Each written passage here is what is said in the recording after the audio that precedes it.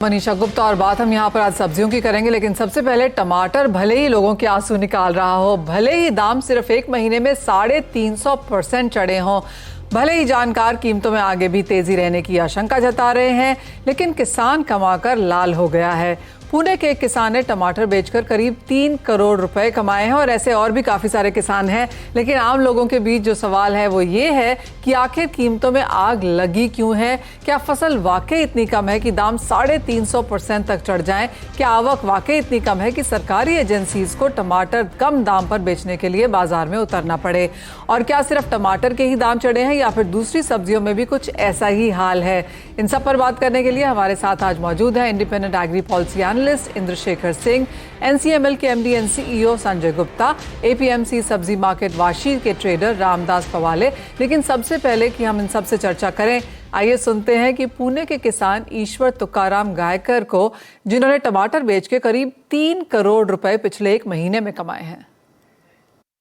12 एकड़ में मेरा अभी तक 17,000 कैरेट का है और वो कैरेट को 770 से लेके 2311 तक भाव मिला है अभी तक। 2 करोड़ 80 लाख रुपए मैंने अभी तक कमाए इस खेती में। अभी भी मेरा माल बचा है ये पौध पर, अभी भी चलेगा 15 दिन टमाटर और 6-7 तोड़े होंगे। मेरे हिसाब से 3-4 हज़ार कैरेट और जाएगा। लगभग पकड़े तो 3.25 कोटी 3.5 कोटी तक जाएगा मेरा सब। यानी कि अच्छी खासी तेजी यहाँ पर देखने को मिली है। और जैसे उन्होंने कहा भी कि 700 से 2300 रुपए तक यहाँ पर उन्होंने यहाँ टमाटर बेचे हैं और अभी भी टमाटर काफी है उनके पास वहां पर खेतों में और उसका भाव भी वो ऊपर ही मानकर चल रहे हैं। हमारे साथ एपीएमसी सब्जी मार्केट वाशी के ट्रेडर रामदास पवाले हैं। रामदास जी नमस्कार। क्लियरली टमाटर तो है बाजार में, लेकिन भाव उसके बावजूद भी यहाँ पर तेज हैं। आप कैसे देखते हैं फसल और आवक फिलहाल? ये क्या होता है, ये टाइम पे ना टमाटर का आवक कमी रहता है, लेकिन इस साल जो मार्च अप्रैल में टमाटर का जो रेट हुआ था वो रेट एकदम डाउन, मतलब पूरा डाउन हुआ था कि जो रास्ते पे टमाटर फेंक दिया किसानों ने। तो इसके बाद में थोड़ा टमाटर का जो लागत है खेती में वो भी सब्जी अपना शेतकरी ने कम किया। इसके लिए अभी जो माल जितना आना चाहिए उतना माल मार्केट में नहीं आ रहा है। मार्केट में अगर आवक होता था तो रेट इतना ऊपर नहीं जाता था। रेट आवक एकदम कम है, इसके लिए रेट ज्यादा ही है। अगर हम नॉर्मल आवक की बात करें रामदास जी, तो उन लेवल से फिलहाल कितनी कमी है आवक में? कम से कम अभी 50% आवक कम है टमाटर का, खाली टमाटर का।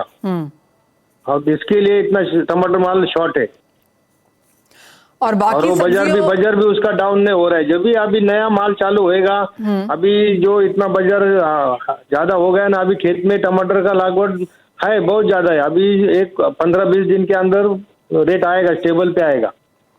15-20 दिन में कितनी कमी देखते हैं आप फिर प्राइसेस में? यहाँ से कितने गिर सकते हैं भाव? हाँ 40-50 तक आ जाएगा। 40 से 50 रुपए तक आ जाएगा। यानी कि जो 100, 150, 250 तक भी यहाँ पर प्राइसेस गए हैं वो यहाँ पर 40 से 50 आ जाएंगे। और रामदास जी सिर्फ टमाटर ही नहीं, क्योंकि बाकी काफी सारी सब्जियां भी हैं, जैसे लहसुन, अदरक है, मिर्ची है, और बाकी हरी सब्जियों में भी हमने भाव काफी चढ़ते हुए देखे हैं। यहाँ पर क्या चिंताएं हैं? ये अदरक का भी है ना, उत्पादन बहुत कम हो गया। अदरक भी पहले 2-3 साल में एकदम 26, 27, 28, 30, 32 यही रेट में अदरक चल रहा था। खेती वाले को नहीं परवड़ता था अदरक करना, इसके लिए उसका भी उत्पादन कम हो गया। इसके लिए अदरक का भी बहुत तेजी है। अभी रह गया ये मिर्ची है तो सीजनेबल रहता है। अभी गर्मी के टाइम में माल कम होता है, वो जून में जुलाई में भी माल भी कम रहता है। अभी वो भी स्टेबल पे आएगा। अभी ये भी मिर्ची अपना ये अदरक, लहसुन ये भी आ जाएगा, कम रेट हो जाएगा उसका भी।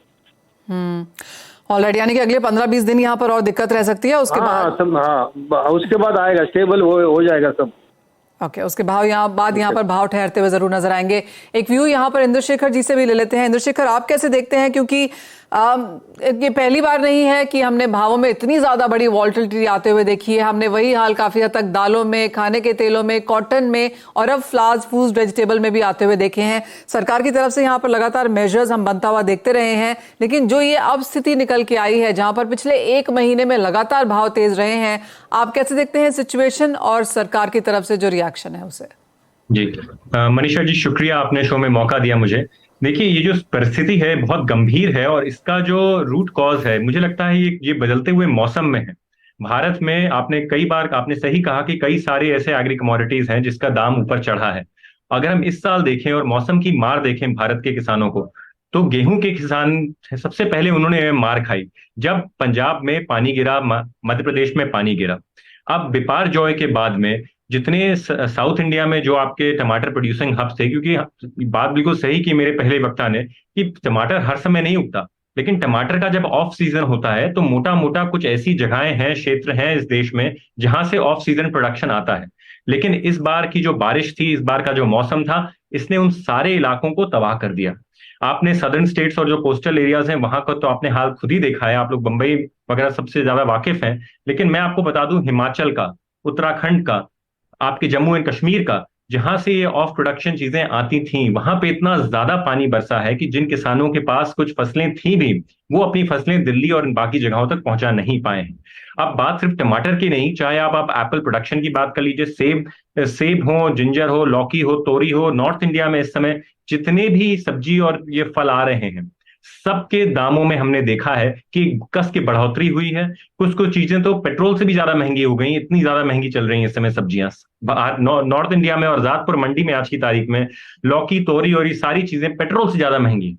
और सरकार ने, आपने सही कहा, सरकार ने दो स्कीमें चलाई थी, टॉप्स और ऑपरेशन ग्रीन्स, जो 2 साल से चल रही है, और साथ साथ फेड सब्सिडी के साथ साथ इंफ्रास्ट्रक्चर डेवलपमेंट के लिए वो दोनों स्कीमें थी। अब सवाल ये बनता है कि उन स्कीमों में हुआ क्या, किसी ना किसी को ये उत्तर हमें देना पड़ेगा, चाहे वो कोई ब्यूरोक्रेट हो या उन सरकार जो भी इन लोगों के स्कीम्स के मालिक थे।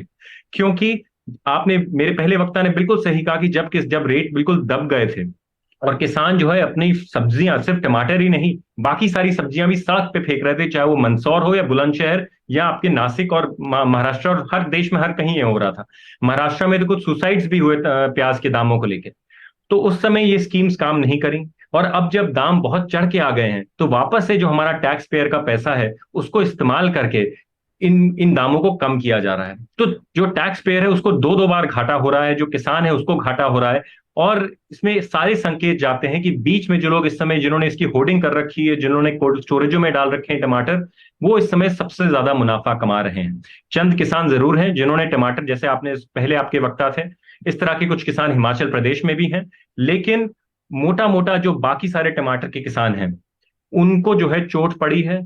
अब ये चोट जो है आके शहरी लोगों को पड़ रही है, और अगर अभी भी सरकार नहीं जागी और उन्होंने डायरेक्ट मार्केटिंग के बारे में कोई स्कीमें नहीं चालू करी, उन्होंने डाइवर्सिफिकेशन की कोई बात नहीं करी, या उन्होंने एक स्पेशल एमएसपी, साथ साथ उस एमएसपी प्राइस को जो टमाटर, अनियन और आपके प्याज और आलू से जुड़ा हुआ है उसके साथ साथ नहीं जोड़ा, तो आगे बहुत ज्यादा मुश्किल हो जाएगी। मेरा ये सिर्फ कहना नहीं कि आप एमएसपी डिक्लेयर कर दीजिए, आप सरकारी प्रोक्योरमेंट लाइए, आप हर किसान को कोटा दीजिए कि आप इतने कोटे से ज्यादा आप नहीं उगा सकते हैं, और अगर आप उगाएंगे तो सरकार आपका माल नहीं खरीदेगा। यही तरीके हैं जिनसे हम मार्केट में एक स्टेबिलिटी ला सकते हैं, हम इंश्योर कर सकते हैं कि बार बार ये जो है हमेशा चीजें ना हो। क्योंकि अगर भारत चंद्रमा पे यान भेज सकता है तो टमाटर, प्याज और ये जो आलू की समस्या है इसको चुटकियों में खत्म कर सकता है। जी हाँ, ऑफ कोर्स यहाँ पर काफी सारी स्कीम्स हैं, लेकिन वो जब समय रहते नहीं जारी होती या फिर नहीं अपना यील्ड दिखाती तो फिर ऑफ कोर्स यहाँ पर चिंता है।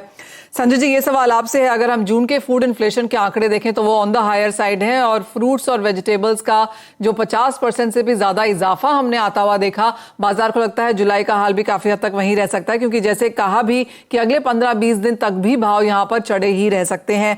आप कैसे देखते हैं एज ऑफ नाउ ये करंट सिचुएशन? और जैसे इंद्रशेखर भी कह रहे थे कि क्लाइमेट चेंज को अब हमें बहुत सीरियसली यहाँ पर लेने की कोशिश है।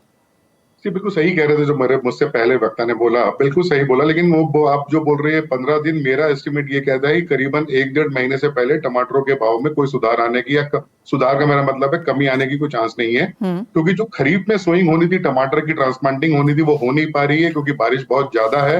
और जो रबी में जो समर टोमेटो जो बोलते हैं, जो अप्रैल मई जून में लगता है, वो देश के सिर्फ 2-3 चीज कॉर्नर ही है या एरियाज हैं जहाँ पे लगता है, वहां से आना होता है। वो पहले उनको मार पड़ी सूखे की, अब उनको मार पड़ी ज्यादा बारिश की, तो वहां पे बीमारियों की वजह से टमाटर की यील्ड बहुत ज्यादा कम आ रही है। एरिया नासिक है, बैंगलोर के पास है, कोलार वगैरह, जहाँ पे टमाटर बहुत लगते हैं। तो ये मुझे लगता है कि अगर ये नई साइकिल शुरुआत होने में, जब ये मौसम बिल्कुल स्थित हो जाएगा, तो 2 महीने, 1.5 से 2 महीने का टाइम है, तब हम फ्रेश क्रॉप देख पाएंगे।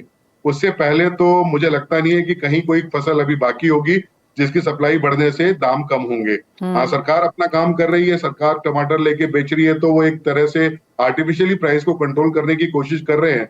बट अगर हम प्योर सप्लाई एंड डिमांड के हिसाब से देखें तो 1.5 से 2 महीने तक अभी कोई उम्मीद नहीं है कि टमाटर के रेट कम होंगे। टमाटर के अलावा और सब्जियों के रेट कम होंगे। संजय जी, मुझे याद है जब जून का महीना था तो टमाटर और प्याज सभी के रेट्स यहाँ पर काफी गिरे थे। मुझे मालूम है कि रिटेल में मैंने यहाँ पर 12-15 रुपए किलो खरीदा था, तो किसान को ऑफकोर्स यहाँ पर 5 से 6 रुपए से ज्यादा नहीं मिल रहा था। उस टाइम पे भी हमने शो किया था, बात करी थी किसानों से, और उन्होंने कहा था, ट्रेडर्स ने भी कहा था कि यही समय है, बहुत ज्यादा अवेलेबिलिटी है, सरकार को बफर स्टॉक क्रिएट करना चाहिए, कोल्ड स्टोरेजेस करने चाहिए, क्योंकि आगे जाके इसी चीज की किल्लत हो जाएगी। उस समय हमने कोई यहाँ पर स्टेप उठते हुए नहीं देखा सरकार की तरफ से। अब जिस तरह की स्टेटमेंट्स है सरकार की, वो कह रहे हैं कि हम 135 में खरीद रहे हैं और 80 में बेच रहे हैं, तो क्लियरली एक बड़ा लॉस वहां पर भी है। बिल्कुल बिल्कुल सही कह रहे हैं आप। और दूसरी बात यह है कि जैसे टमाटर जैसी फसल के साथ एक और भी दिक्कत है कि इसको ज्यादा दिन तक आप रख नहीं सकते, स्टोरेबिलिटी खराब है। प्याज वगैरह आप बहुत लंबे समय तक रख सकते हैं, बट कोल्ड स्टोरेज उतनी मात्रा में उपलब्ध नहीं है। और उसके अलावा ये फसल भी ऐसी है कि ज्यादा दिन तक टिकती नहीं है और लॉन्ग डिस्टेंस से आ रही है। और आजकल बारिशों के कारण सड़कें वैसी टूट जाती हैं, जब तक बैंगलोर से कोई गाड़ी निकल के दिल्ली पहुंचती है उसमें 5-10% तो फ्रूट डैमेज हो जाता है सफर की वजह से। तो ये सब चीजें हैं, बट ये कभी ना कभी हर 2-3 साल में ऐसा एक साइकिल आती है जब ये सारी सब्जियों के दाम बहुत बढ़ जाते हैं। और फिर वो टाइम भी आता है जब किसान 50 पैसे किलो या सड़क पे फेंक देता है, जब इसकी कोई वैल्यू नहीं रहती। क्योंकि छोटी लाइफ साइकिल है, टमाटर फसल 60 से 70 दिन में तैयार हो जाती है, तो इसके कारण से इसमें ये वेरिएबिलिटी बहुत ज्यादा है। और इस सप्लाई और जो डिमांड का मिसमैच है, इसको मैच करने की बहुत सख्त जरूरत है। एक और चीज संजय जी, वो ये कि चिंता सिर्फ यहाँ पर फ्रूट्स एंड वेजिटेबल्स की नहीं है। ऑफ कोर्स जून का महीना 10% मॉनसून डेफिशिएंट था, जुलाई में हमने नंबर बढ़ता हुआ जरूर देखा है, लेकिन अभी भी पिछले साल के कंपैरिजन में बुआई खरीफ की कम है। क्या आपको नजर आती है कोई चिंता? जी, मुझे आज की तारीख में जो बुआई जो 2 चीजों में सबसे ज्यादा कम है वो है धान और मक्का। उनमें लगती है। लेकिन धान में एक अच्छी बात यह है कि नर्सरी की सोइंग काफी हद तक हो चुकी है। नर्सरी की सोइंग बिहार, झारखंड, उत्तर प्रदेश में अगर आप देखेंगे 95% से ऊपर है।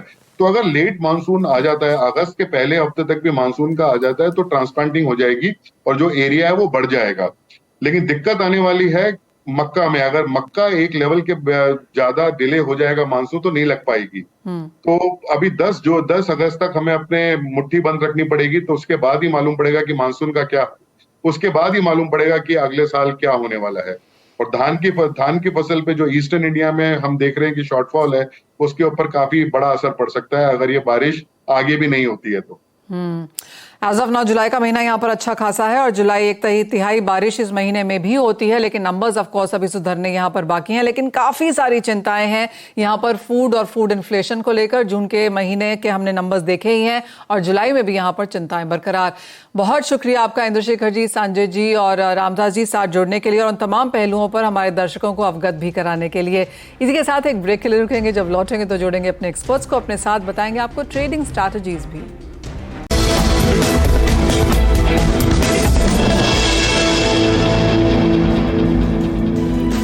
आप देख रहे हैं कमोडिटी 360। हमारे साथ हमारे एक्सपर्ट्स जुड़ चुके हैं, आईएफएल सिक्योरिटीज के अनुज गुप्ता और एंजल वन के प्रथमेश माल्या। आपसे अनुज पहले जानना चाहेंगे, एग्री डिस्कशन हम यहाँ पर कर ही रहे थे, अगर स्ट्रैटेजीज की बात की जाए तो कहाँ पर है बेहतर अपॉर्चुनिटीज?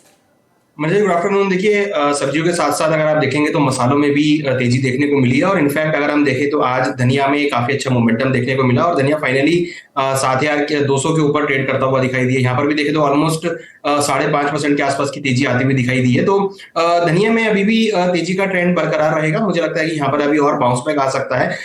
मुझे लगता है कि धनिया में खरीदारी करना चाहिए करीबन 7,150 में। 7,000 का स्टॉप लॉस है, टारगेट जो है 7,500 तक देखने को मिल सकता है। वहीं सिमिलरली अगर हम बात करें ग्वार की, तो आज अगेन ग्वार में एक अच्छा मोमेंटम देखने को मिला, करीबन 2.5% की रैली यहाँ पर आती हुई दिखाई दी है। तो ग्वार के अंदर भी खरीदारी का ट्रेड लेना चाहिए करीबन 5,700 में।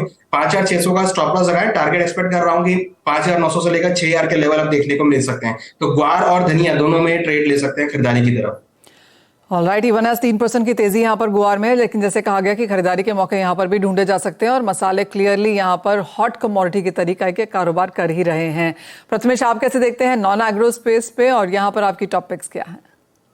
Good evening Manisha. Non agro space में गोल्ड ने लास्ट वीक अच्छा मोमेंटम दिया था। इस वीक में स्टार्ट ऑफ द वीक में थोड़ा थम्सा वो दिखता है जो मोमेंटम था। यहाँ पे सेल की सलाह रहेगी गोल्ड में। अगस्त वायदा 59,260 पे सेल करने की सलाह रहेगी। 59,360 का स्टॉप रहेगा। टारगेट नीचे में 58,900 पे रहेंगे। सिमिलरली नेचुरल गैस में काफी अपॉर्चुनिटी है, यहाँ पे पॉजिटिव मोमेंटम दिखाई दे रहा है। नेचुरल गैस जुलाई वायदा 208 पे बाई करने की सलाह रहेगी। 203 का स्टॉप रहेगा। ऊपर में टारगेट 223 के लिए रहेगा। ऑलराइट, मेटल्स में क्या देखते हैं आप प्रथमेश, क्योंकि यहाँ पर पिछले हफ्ते की अच्छी खासी तेजी के बाद आज मुनाफा वसूली है। क्वाइट क्लियरली मेटल्स अगेन काफी वोलेटाइल रहा है काउंटर, तो इसमें से अगर टॉप पिक में यहाँ पे चूज करें 729 पे कॉपर सेल करने की सलाह रहेगी। 734 स्टॉप रहेगा। नीचे में टारगेट 720 के लिए रहेगी। और एक और कमोडिटी जहां पर अच्छा खासा मूवमेंट देखने को मिला है अनुज, वो है टर्मरिक। यहाँ पर क्या एक्सपेक्टेशंस हैं? मजे जी, लास्ट टाइम में हमने डिस्कस किया था कि जो टर्मरिक है ये जीरे के साथ साथ अच्छा मूव दिखाएगी, तो वैसे ही ट्रेंड यहाँ पर आता हुआ दिखाई दिया। डेफिनेटली एक्सपोर्ट डिमांड यहाँ पे बढ़ी और कहीं ना कहीं जो प्रोड्यूसिंग एरिया है वहां पर बारिश कम होने की वजह से इसको सपोर्ट मिलता हुआ दिखाई दिया। तो मुझे लगता है कि टर्मरिक में अभी और रैली कंटिन्यू हो सकती है, तो यहाँ पर खरीदारी का ट्रेड लेना चाहिए। 12,000 के आसपास खरीदारी करें। 11,750 का स्टॉप लॉस रहे। टारगेट मुझे लगता है कि 12,500 तक देखने को मिल सकता है। तो मोमेंटम यहाँ पे पॉजिटिव है। खरीदारी का ट्रेड टर्मरिक में भी देखने को मिल सकता है। एक और कमोडिटी अनुज, वो है कैस्टर, जहां पर अब बातचीत फिर गरमाने लगी है। देखिए, डेफिनेटली कैस्टर में आज हमने एक अच्छा मूवमेंट आते हुए देखा और फाइनली देखा कि कॉन्ट्रैक्ट जो है प्राइस जो है कॉन्ट्रैक्ट हाई के आसपास आते हुए दिखाई दिए हैं। 6,245 का हाई बनाया। तो यहाँ पर भी हमने बारिश की वजह से और अराइवल कम होने की वजह से अच्छा सपोर्ट आते हुए देखा। डेफिनेटली एक्सपोर्ट डिमांड भी यहाँ पर बढ़ी है। मुझे लगता है कि यहाँ पर भी खरीदारी का ट्रेंड देखना चाहिए और ऊपर में हम एक्सपेक्ट कर रहे हैं कि 6,500 तक के लेवल कैस्टर में जल्दी ही देखने को मिल सकते हैं। ऑलराइट, तो ज्यादातर कमोडिटीज में यहाँ पर खरीदारी की ही राय है। ऑफ कोर्स बारिश एक तरफ है और दूसरी तरफ जिस तरह की मांग निकल के आ रही है उसका भी सपोर्ट यहाँ पर मार्केट्स में।